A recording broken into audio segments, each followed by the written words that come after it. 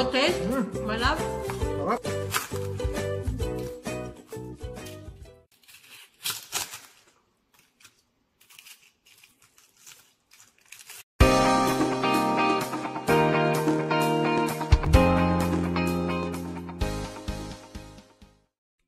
Hi friends! Welcome back to my channel at Homemade Foods by Sweet Bella.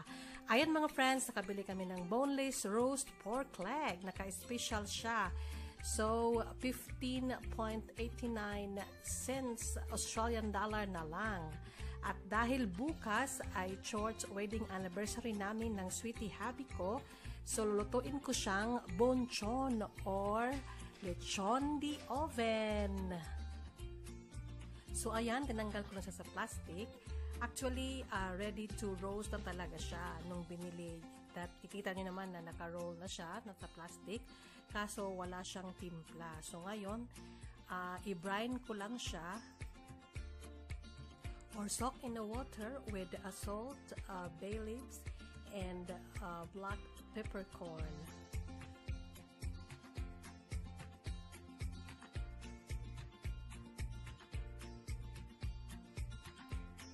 So, ayan, nilagyan ko na ng water. So, i-stir lang natin ng mabuti hanggat ma-dissolve ang ating salt. Then, ilagay na natin ang ating pork meat. So, i-soak lang natin for overnight para ma-absorb yung salt and pepper. Tapos, aroma ng bay leaves sa ating pork.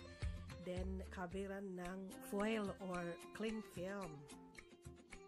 So, yan na mga friends. Tapos ko na siyang na-brine for overnight. Ngayon, i-transfer lang natin siya sa strainer para tumulo ang ating pinang-brine. So, i-air dry muna lang natin for about 5 minutes. Then, i-transfer natin sa flat na lalagyanan or sa chopping board. Then, i-pat dry natin ng kitchen towel.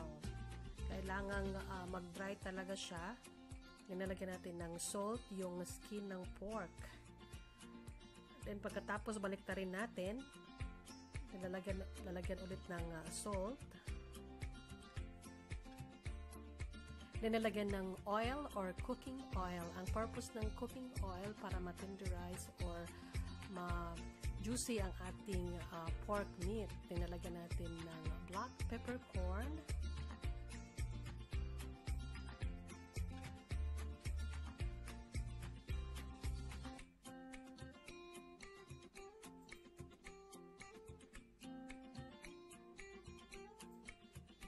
Then salt ulit. Then lalagay ako ng garlic granules. Kasi iba yung lasa talaga pag merong garlic granules. Okay, mga friends?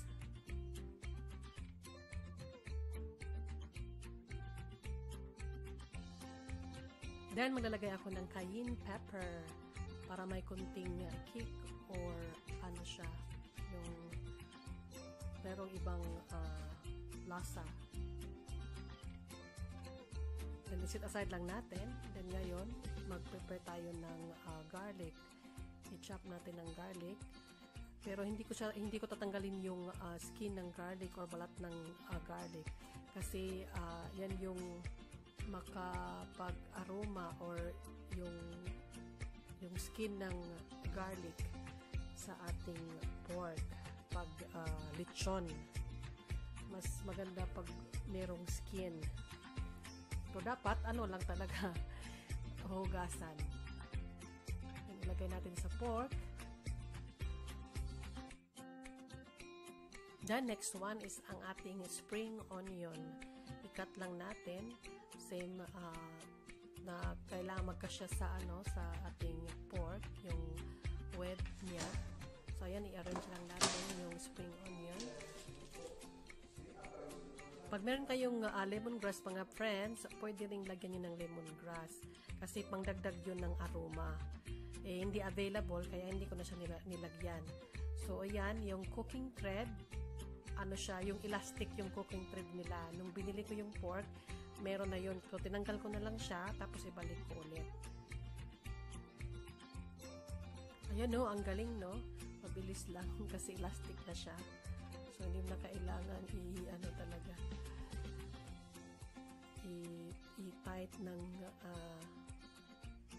mahigpit kasi siya, elastic siya.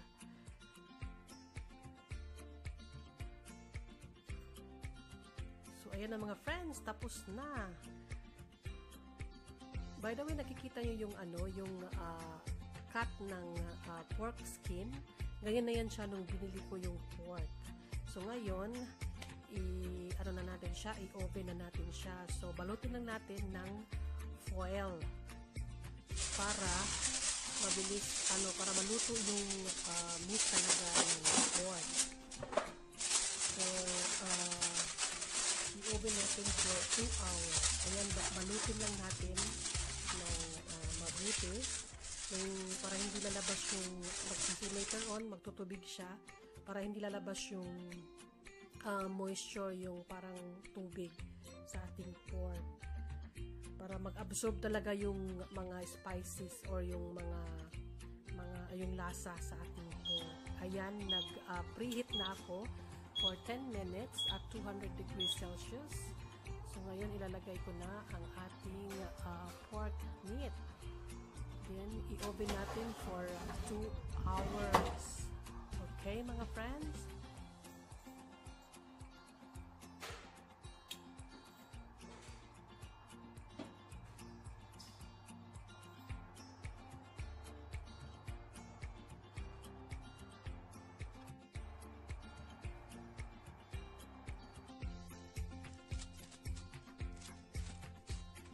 So, ayan na mga friends, after 2 hours from the oven, bali yung meat ng ating pork ay luto na yan.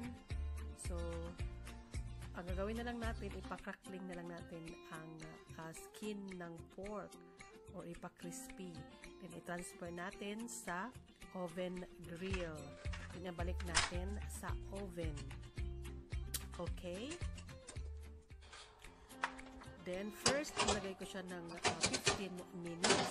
And after 15 minutes, binaliktad ko siya on the other side for 15 minutes. And after 15 minutes, pinatayo ko siya for 20 minutes.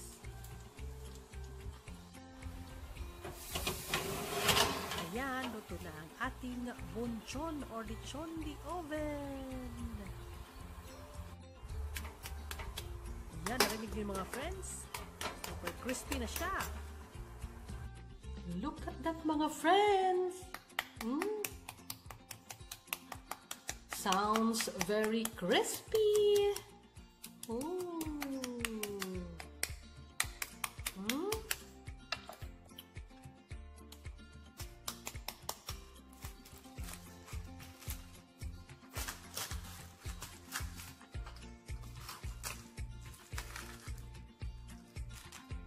Wow, look at that! Our lechon! Wow, sarap!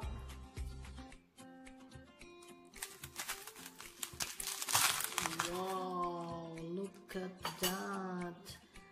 Did you hear the sound, mga friends? Tikman mo to, sweetie. Tikman na natin! Tikman mo din, sweetie pie. Yeah, of course.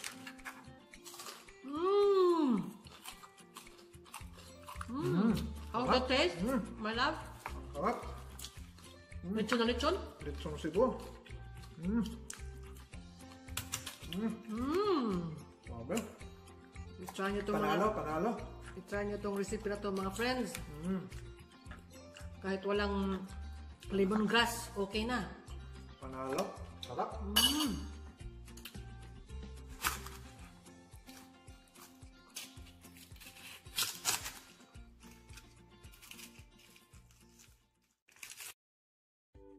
Friends, sa ating shoutout to Kuya Al Salas, shoutout to Melisande Hill from Cleveland, Queensland, Australia, shoutout to Catherine Yangan from Cheryl, USA, shoutout to Junshin Jamiju Fishing Adventures from New Zealand, shoutout to Rickman Nur Hakim, shoutout to MJTV 2020.